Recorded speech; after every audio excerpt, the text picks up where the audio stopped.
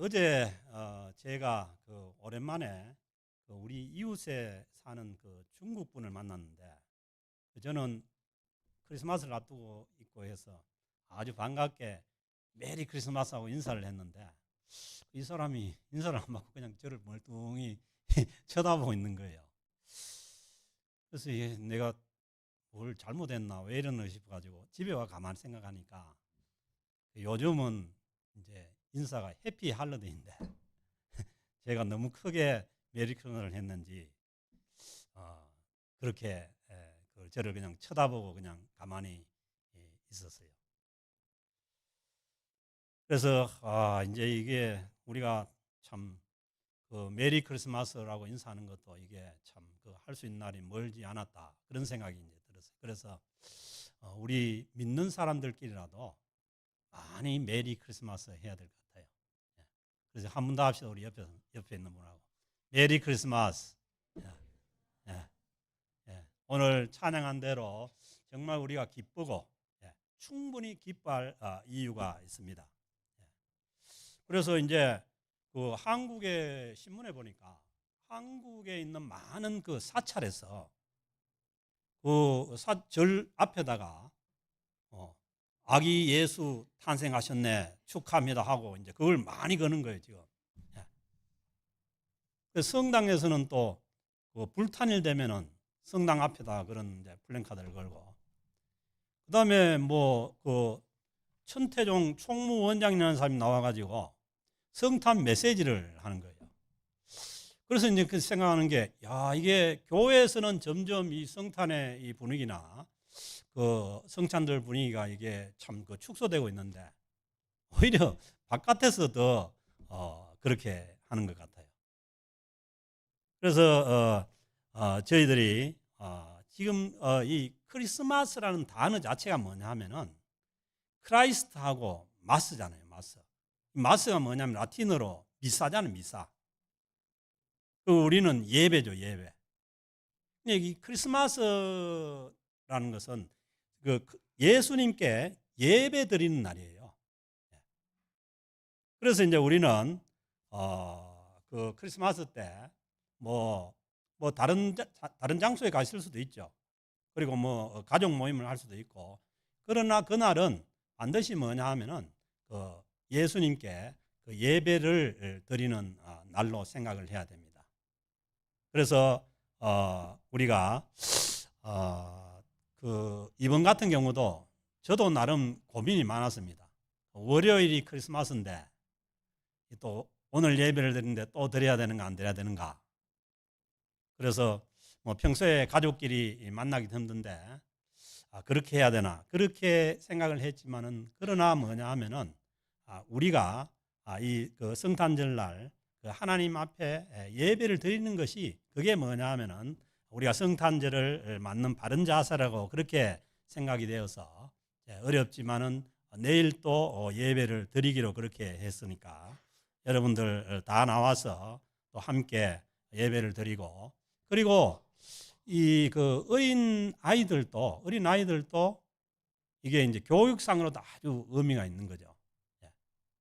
그래서 나중에 지나고 나서도 아주 크리스마스 때 이 발표를 하고 한 것이 굉장히 좋은 기억도 되고 추억도 되고, 또 교육적으로도 그러니까 우리가 나와서 함께 예배를 드리시고, 또 내일은 어디 바깥에 나가봐야 먹을 데도 없어요. 다 문 닫아버리고. 그래서 그러니까 조금 수고스럽지만은 준비해 오신 음식을 가지고 함께 사랑을 나누고 그렇게 할 수 있기를 바랍니다. 예수님께서 2000년 전에 이 땅에 오실 때에 예수님께서 어디 눈에 보이지 않는 어떤 영으로 오신 것이 아니라, 예수님께서 이 인간 삶 속의 역사 속에 오셨다는 거예요. 그래서 이제 오늘 주신 이 누가복음 2장 말씀에 보면은 그때가 언제냐 하면은 로마 시대 때인데, 로마가 처음에 이제 여러 나라를 점령을 하고, 그리고 로마 안에 있는 모든 분쟁도 다 정리를 하고, 그렇게 해가지고 아마 지상 최고의 권력이 이때 이 1절에 나오는 가이사 아우구스투스 때의 이 권력이 형성이 된 거예요. 그래서 이 권력을 가지고 주변 모든 나라를 다 다스리고 감히 이 로마에 대해서, 로마 황제에 대해서 뭐 반항을 하거나 항거를 할 수 없는 그런 시대가 된 거예요. 그래서 이제 이 아우구스투스라는 이 이름 자체가 존귀한 자, 숭고한 자는 뜻이에요. 그러니까 거의 신적인 존재가 되었죠. 그래서 이때 그 로마 사람들의 인사가 뭐냐 하면은 로마 황제가 주님이라는 거예요. 주라는 거예요. 세상의 주인이라는 거예요. 그렇게 인사를 하고 다니는 그런 시대에 인간 역사 속으로 누가 오셨냐 하면은 만왕의 왕이신 하나님의 아들이신 예수 그리스도께서 이 땅으로 오신 거예요. 그래서 예수님께서 이 땅에 오신 것은 분명한 역사 속으로 오신 것이죠. 인간 역사 속으로 오신 것이죠. 그리고 그때 당시에 이제 로마 그 아우구스투스 황제가 완전히 권력이 집중이 되니까 이 그 로마 전체를 이제 다스려 나가기 위해 가지고 세금도 이제 걷어야 되고 하니까 인구 조사를 시킨 거예요. 호구 조사를 시키는 거예요.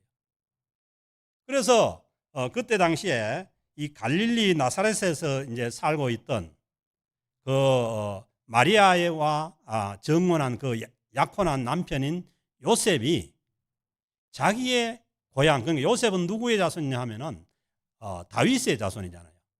그래서 이제 다윗의 고향인 어디로 가느냐 하면은 베들레헴으로 호적을 하러 가는 거죠. 옛날에 한국도 호적 제도가 있었죠. 그러니까 옛날에는 징병검사 받으려면은 자기 살고 있는 데서 받는 것이 아니라 자기 원적지, 호적지로 가가지고 징병검사를 받았어요. 그런 때가 있었어요. 지금은 그렇지 않지만. 그런 것처럼 이때 당시에 호적제도도 자기의 이제 본적으로 가야 되는데 이 다윗의 자손이었던 요셉은 뭐냐 하면은 이 베들레헴으로 가서 그 호적을 하게 되는 거죠. 그래서 이제 그런 역사 가운데 뭐가 이루어지느냐 하면은 하나님의 말씀이 이루어지는 거예요. 구약 성경 미가서 5장 2절에서 보면은 메시아가 어디로 오느냐 하면, 어디서 오느냐 하면은 메시아가 오는 장소가 그때는 로마 황제 아우구스투스 때고 장소는 어디냐 하면은 이미 구약 성경에서 예언된 대로 베들레헴 땅에 예수 그리스도께서 오시게 된다는 거예요. 그래서 하나님께서는 그 믿지 않는 자들의 그런 인간 역사를 통해서도 하나님께서 하나님의 말씀을 이루어 가시고 하나님의 뜻을 성취해 가시는 분입니다. 지금도 이 세상에 많은 권력자들도 있고 뭐 많은 그 세상에 힘을 가진 자들도 있지만은 그러나 이 모든 역사 가운데 하나님의 뜻이 이루어져 가고 있는 것입니다. 그래서 마리아와 함께 그 먼 길을 마리아가 이미 그때는 잉태를 해서 성령으로 잉태를 해서 만삭이 되어가는 그때인데 한 150km 되는 길을 걸어서 가게 되는 거죠. 나사렛은 이스라엘의 북쪽인데 그 남쪽에 있는 베들레헴 땅까지 이제 가게 되는 거죠. 그런데 거기에 갔을 때에 마침 뭐냐 하면은 이 해산을 날이 다가와서 거기에서 출산을 하게 되는 것입니다.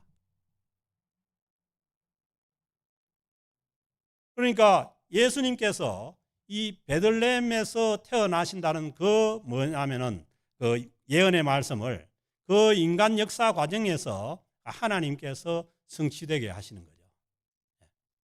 그때의 이제 사회 분위기는 어땠냐 하면은 왜냐하면 우리가 생각해도 이 그 요셉의 집안이 누구 집안이에요? 다윗의 집안이잖아요. 그리고 다윗의 아버지가 이세인데 이세의 그 형제들이 뭐 8형제고 그러니까 그 집안이 엄청났을 거 아니에요. 그러니까 그 집안들이 전부 이 베들레헴으로 몰려드니까 이제 뭐 이 숙박할 수 있는 이런 장소가 없었던 거죠. 그런데 그 상황에서 이제 그 예수님이 탄생을 하게 되는 것입니다. 그래서 이제 머물 곳이 없으니까 이제 들어가서 해산한 곳이 이 말들을 키우는 양들을 키우는 그 마구간에 들어가서 해산을 하게 되는 거죠. 그리고 출산을 하고 난 다음에 아기가 누울 곳이 없으니까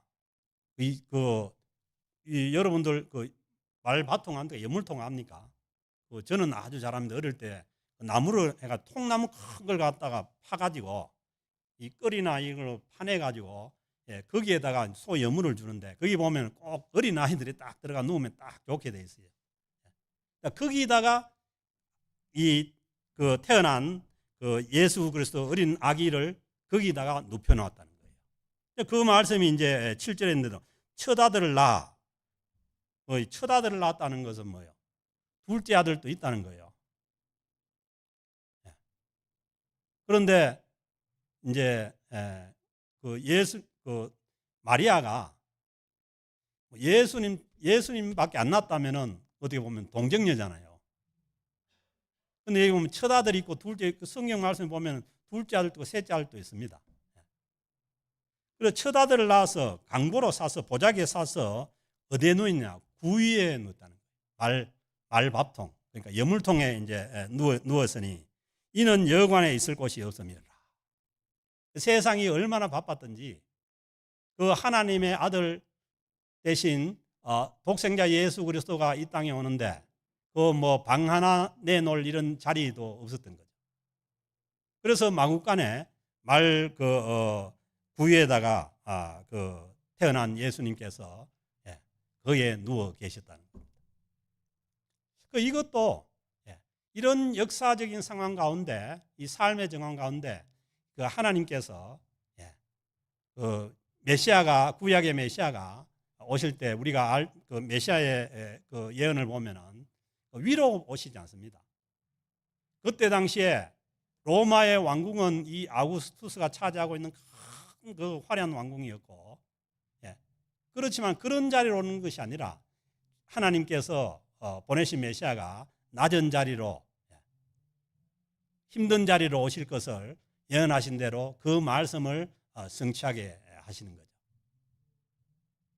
그래서 오늘날도 우리가 살아가는 이러한 그 삶의 자리가 힘들고 어렵지만은 그러나 우리의 이 힘들고 어려운 삶의 자리 가운데서도 주님께서 우리의 그 주님의 말씀을 성취해 가시고 우리의 삶을 통해서 또 하나님의 그 말씀들이 성취되어 간다는 것을 우리가 알 수가 있습니다. 그런데 예수님께서 아기의 몸을 입고 처음 탄생하셨을 때 예수님의 탄생 소식을 처음으로 듣는 사람이 누구냐 하면은 예수님께서 그 말구위에 계셨고 그 다음에 마구간에 계셨으니까 그 주변에는 뭐냐 하면은 당연히 양을 치고 말을 기르는 목자들이 거기에 있었지 않겠습니까? 그래서 그 예수님의 탄생 소식을 처음으로 들은 사람이 누구냐 하면은 왕궁에 있는 왕들이나 아니면 지위가 높은 사람들이나 뭐 그런 사람들이 아니라 그때 당시에 그 사회에 아주 그 어려운 그 위치에서 그 양을 치고 있는데, 근데 오늘 말씀에 보면은 그 예수님께서 태어난 때가 밤중이니까 이 밤중에도 눈을 못 붙이고 아주 그 고단한 몸을 이끌고 힘든 자리에서 그 양을 치고 있는 그 사람들이 예수님의 탄생 소식을 제일 먼저 들었다는 거예요. 그러니까 이들이 생각할 때는 늘 밤낮으로 양을 돌봐야 되고, 그리고 많은 사람들이 어떻게 보면은 성전에 하나님을 만나고 제사하러 나갈 때도 이 사람들은 가지도 못하는 거죠. 왜냐하면은 늘 옷에다가 오물을 묻히고 있고 그래 이제 성전에 가더라도 앞에서도 나서지 못하고 그냥 뒤에서 그냥 있어야 되는. 그러니까 뭐 자연히 자기네들은 이 하나님과 굉장히 그 거리가 멀다고 그렇게 이제 생각을 하는 사람들이었죠. 그런데 하나님께서 그 삶의 어려운 상황 가운데 있는 그 사람들의 삶의 정황을 잊지 않으시고 그 자리에 뭐냐면은 천사들이 찾아와서 예수님의 탄생 소식을 제일 먼저 알려주는 거죠. 그래서 오늘날 우리가 신앙생활을 하면서도 내 삶의 자리가 힘들고 어렵고 고단하고, 특별히 우리가 이민 와서 이렇게 살다 보면은 뭐 좋은 거는 다 그 일찍 온 사람들이 차지하고, 우리는 와서 그 해야 될 일들이 그냥 뭐 주변에 있는 그런 허드렛 일 같은 그런 일, 그런 삶의 자리지만은, 그러나 그 삶의 자리도 하나님께서 잊지 않으시고 주님께서 지켜보시고 찾아주시는 자리라는 것을 우리가 믿어야 됩니다. 그래서 오늘날도 우리가 이 이민자의 삶을 살아가면서 내 삶의 자리가 너무 힘들고, 때로는 하나님이 나를 버린 것 같고 하나님께서도 나를 돌아보지 않을 것 같은 그런 자리지만은, 그러나 그 자리에 주님께서 하나님께서 그 독생자 예수 그리스도의 탄생 소식을 그 밤중에 양을 치고 있는 그 삶의 자리에 있는 목동들에게 알려주신 것처럼, 오늘날 우리의 삶의 자리가 아무리 힘들고 이민자의 그 위치가 어렵더라도, 그러나 그 자리에도 주님께서, 임마누엘로 오신 그 주님께서 우리 삶의 자리에 함께하고 있다는 것을 우리가 믿어야 됩니다. 주님께서 예수님께서 이 땅에 오실 때에 그냥 어떤 공중에 그렇게 오신 것이 아니라 우리의 힘든 삶의 자리 속으로 오셨다는 거예요. 그래서 지금도 우리의 어려운 삶의 자리에 주님께서, 임마누엘로 오신 주님께서 함께 하시기 때문에 우리의 삶의 자리가 아무리 힘들고 어렵더라도 그 자리에서 우리가 주님을 모시고 주님의 뜻을 이루어가고, 그리고 그 자리에서 주님의 이름을 전개해가는 그러한 삶의 자리가 되어야 된다는 것입니다. 그래서 하나님께서, 예수님께서 우리가 살고 있는 이 삶의 자리와 동떨어진 어떤 그런 자리에 계신 분이 아니라, 내가 정말 힘들어하고 어렵고 또 때로는 밤잠을 못 이루는 그러한 참 그 어려운 가운데 있을 때에도 그 자리에 주님께서 함께 하심을 우리가 믿고, 그래서 그 자리에서도 우리가 주님의 뜻을 찾아 나가고, 그리고 주님의 뜻을 그 자리에 펼쳐 나갈 수 있는 그런 우리의 삶의 자리가 되기를 주의 이름으로 축복합니다. 그래서 우리가 이 삶의 자리에서 그런 가운데 정말 믿음으로 승리하며 나아갈 때에 하나님께서 영광을 받으시고 주님께서 우리와 함께 하심을 많은 사람들에게 전가할 수 있는 자리가 될 줄로 믿습니다. 그렇게 그 밤에 양을 치고 있는 그런 자리에 갑자기 밝은 빛이 비치고 주의 사자가 곁에 서고, 그러니까 주님의 그 신부름꾼이 주님의 사자잖아요. 그 천사잖아요. 그 천사가 와서 그들을 두루 비추님에, 그러니까 그 상황에서는 그 삶의 자리가 뭐냐면 그 사람들에게 무서운 자리였어요. 힘든 자리였어요. 너무너무 힘들고 어렵고 무서운 자리니까 그 천사가 와서 처음으로 하는 얘기가 뭐냐면은 무서워하지 말라는 거예요. 사랑하는 성도 여러분, 우리가 살아가는 이 현실의 삶의 자리가 때로는 무서울 수가 있습니다. 특별히 이민 와서 우리가 참 그 언어도 잘 안 되는 상황 가운데 이 땅에서 우리가 살아가려면은 이 삶의 자리가 정말 어떨 때는 무서울 수 있어요. 그래서 주님께서 무서워하는 목자들이 오셔서 하시는 말씀이 무서워하지 말라는 거예요. 그래서 여러분들도 아무리 지금 살아가는 삶의 자리가 힘들고 어려운 자리일지라도 우리에게 임마누엘로 오신 주님이 계시기에 여러분들의 삶의 자리와 삶의 정황들을 무서워하지 않기를 바랍니다. 천사가 이르되 무서워하지 말라. 보라, 내가 온 백성에게 미칠 이 소식은 예수님께서 이 땅에 탄생하셨다는 이 소식은 뭐예요? 온 백성에게 미칠 큰 기쁨의 좋은 소식이라. 아멘. 그래서 이 소식이 지금 뭐 안 믿는 사람들도 심지어는 뭐예요? 절에서까지 메리 크리스마스 한다니까요. 왜? 온 백성에게 미칠 기쁨의 큰 소식이라. 그래서 그 베들레헴 땅에서 멀리 있는 우리 한반도 땅에도 이 소식이 미쳤고, 그래서 우리도 이 소식을 듣고 우리가 구원의 길로 나올 수가 있었는 줄로 믿습니다. 이것이 뭐냐면은 하나님께서 하늘 보좌를 버리시고 이 인간 역사 속으로 아우구스투스가 주라고 하는 그 살벌한 그러한 그 인간 역사 속으로, 그리고 힘든 삶의 자리가 있는 그 삶의 자리로 주님께서 오셨기 때문에 가능한 것이죠. 그러니까 우리가 기뻐할 수 있는 것 아닙니까? 여러분들은 그렇지 않습니까? 정말 삶의 자리가 어렵고 힘들고 내 밑에는 땅밖에 없다는 그런 가운데 아무 세상에서 희망을 잡을 수 없는 그러한 가운데 정말 주님께서 오셨다는 이 소식이, 주님께서 우리를 구원하신다는 이 소식이 뭐냐 하면은 우리에게 미치는 큰 기쁨의 좋은 소식이라는 것입니다. 사랑하는 성도 여러분, 여러분들에게도 이 큰 기쁨의 좋은 소식이 들려지기를 바랍니다. Good news of great joy. 큰 기쁨의 좋은 소식. 어떻게 보면은 우리 인생 가운데 정말 주님께서 이 땅에 오셔서 우리를 구원하신다는 이 소식을 들었으면은 어떻게 보면 다 들은 겁니다.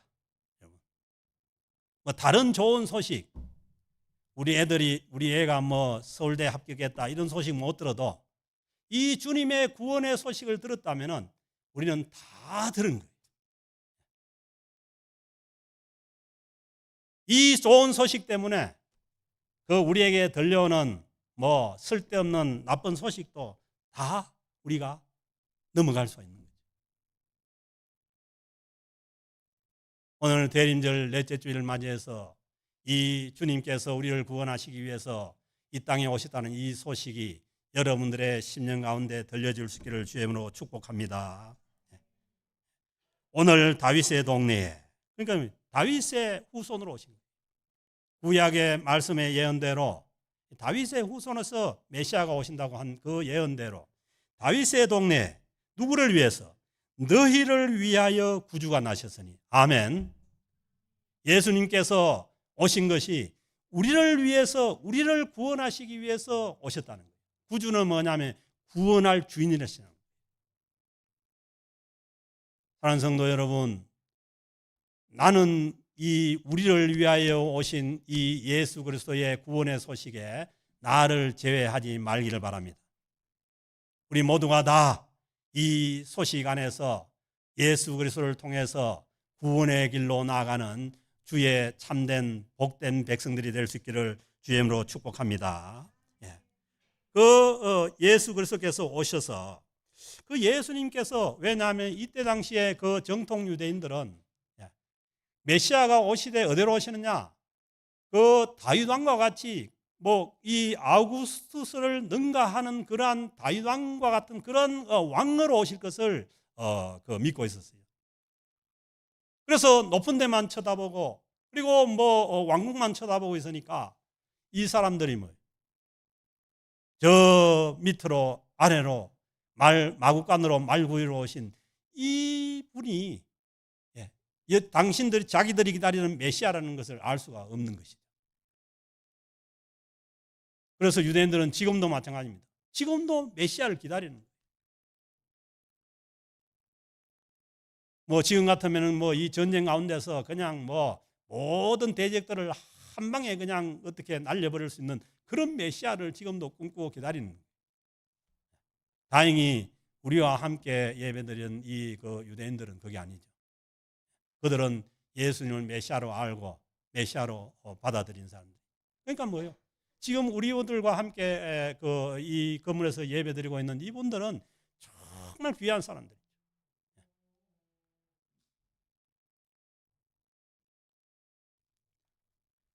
그래서 예수님께서 이 땅에 메시아로 오셨다는 표적이 12절에 보면 너희가 가서 강보에 쌓여 구유에 뉘어 있는 아기를 보리니 이것이 너희에게 표적이라. 메시아가 이 땅에 태어났다는 표적이 어떤 화려한 왕궁이나 아니면 뭐 대단한 어떤 것이 아니라 오늘 말씀에 보면은 강보에 쌓여 구유에 뉘어 있는 이 아기가 뭐냐 하면은 메시아로 온 표적이라는 거예요. 이 표적밖에 없다는 거예요. 사랑하는 성도 여러분, 아직도 우리가 뭐 어떤 대단한 뭐 히틀러 같은 사람들이나 뭐 스탈린 같은 사람들이나 그런 메시아를 꿈꾸고 있다면 우리도 뭐냐면 눈이 잘못된 거예요. 이 땅에 우리에게 오신 메시아는 뭐예요? 구유에 뉘어서 강보에 쌓여 있는 그 어린 아기로 오신 그 메시아가 우리를 구원하실 메시아라는 것을 다시 한 번 더 뭐냐면 천군 천사들이 증거를 합니다. 14절에 보면은 지극히 높은 곳에서는 하나님께 영광이요 땅에서는 하나님이 기뻐하신 사람들 중에 평화로다. 이 어린 아기로 강보에 쌓여 있는 이 어린 아기로 오신 이 메시아를 통해서 하나님께서 영광을 받으시고 그리고 땅에 있는 많은 사람들이 기쁨 가운데 평화 가운데 있을 것이라는 것을 말씀하시죠. 그래서 많은 사람들이 예수 그리스도를 구주로 믿고 구원 얻어서 모두가 지금까지 하나님 앞에 영광을 돌리고 있는 것이 2000년이 지나고 앞으로 몇천 년이 더 될지 모르지만은 하나님께 영광을 돌리게 하는 것이. 그리고 그 예수 그리스도를 어린 아기로 오신 그 예수 그리스도를 구주로 받아들이고 영접한 자들에게 기뻐하신 사람들 중에 평화가 주어지는 거예요. 사랑하는 성도 여러분, 여러분들의 심령 가운데 이 어린 아기로 오셔서 강보에 누워 있는 이 주님의 평안이 있게 되기를 주임으로 축복합니다. 결코 아우구스투스 같은 그러한 군주나 아니면 세상의 어떤 힘이 우리에게 평화를 주는 게 아니죠. 그때 당시에는 그 군주의 힘이 아니면 세상의 권력의 힘이 온갖 다 누르고 있기 때문에 그게 뭐냐 팍스 로마나시 로마에 의한 평화 시대라는 그런 평화가 아니라 진정으로 우리 심령 가운데 하늘로부터 주어지는 그 하나님의 평강이 주님께서 이 땅에 오셔서 우리를 위해서 십자가를 지시고 우리의 모든 죄를 용서해 주심으로 인해서 우리에게 진정한 평강이 임한 줄로 믿습니다. 주님께서도 요한복음 14장 27절에서 말씀합니다. 평안을 너희에게 끼치노니 주님께서 우리에게 평안을 끼치는데 곧 나의 평안을 너희에게 주노라. 주님께서 가지신 그 평안을 저희들에게 준다는 것입니다. 내가 너희에게 주는 것은 세상이 주는 것과 같지 아니하니라. 세상도 뭐 평강을 줄 수가 있어요. 그러나 성경 말씀은 그것이 거짓 평안이라는 거예요. 참 주님께서 주시는 그 참 평안이 주님께로부터 우리에게 온 줄로 믿습니다. 그래서 너희는 마음에 근심하지도 말고 두려워하지도 말라. 아멘. 그래서 우리가 힘든 이 참 삶의 자리에서 힘든 그 인생길을 가는 데 있어서 우리 마음에 근심이 찾아오고 두려움이 찾아올 때 우리는 주님께서 주시기로 약속하신 그 주님의 평강과 평안을 우리 심령 가운데 소유함으로 인해서 우리가 세상 가운데서 어려운 그러한 가운데서도 근심하지 않고 두려워하지 않고 이 세상을 믿음으로 이겨나가고 살아갈 수가 있는 줄로 믿습니다.